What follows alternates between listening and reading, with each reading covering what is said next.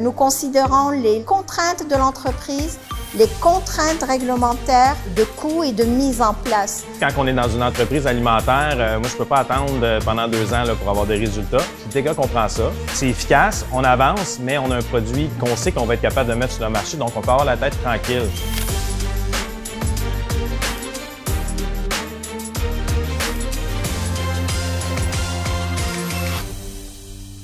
Zoraïde Bentelis, directrice de l'ITEGA, Institut de technologie de l'emballage et du génie alimentaire. On accompagne les entreprises à améliorer leur emballage, leurs produits et leurs procédés pour qu'elles restent innovantes et proactives. Tout ce qu'on fait vise à améliorer l'impact environnemental, à intégrer chez nos partenaires des pratiques intégrant les principes de la durabilité et protéger la santé des consommateurs.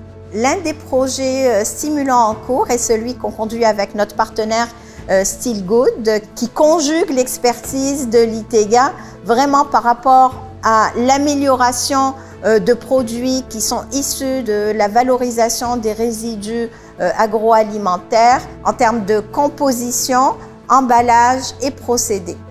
Je me nomme Jonathan Rodrigue, je suis le cofondateur et PDG de Still Good. Still Good, en fait, c'est une entreprise d'économie circulaire. On va accompagner les entreprises avec des équipes de recherche et développement pour évaluer c'est quoi leurs matières qui sont disponibles en entreprise. On va trouver quoi faire avec ça pour en faire de nouveaux ingrédients qui vont pouvoir réintégrer l'industrie.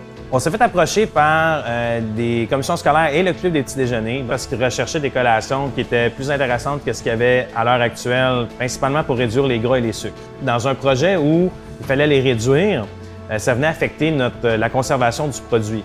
On a travaillé avec Still Good pour améliorer la conservation de ces produits. On a diagnostiqué les produits, on les a étudiés, caractérisés, puis ensuite on a essayé différents types de stratégies d'emballage. L'emballage est majeur dans la conservation d'un aliment. Il va réguler les échanges entre l'environnement extérieur puis intérieur. Il va réguler les échanges gazeux, puis il va réguler les échanges aussi d'humidité.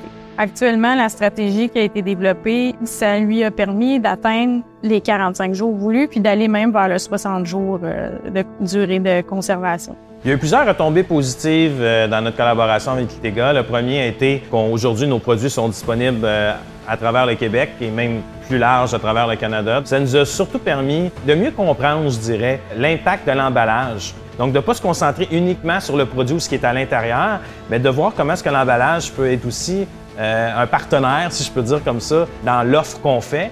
Dans le contexte actuel, l'amélioration des emballages est une priorité et pour qu'un produit reste compétitif, il faut continuellement intégrer une culture de l'amélioration et ce côté-là donc me passionne énormément.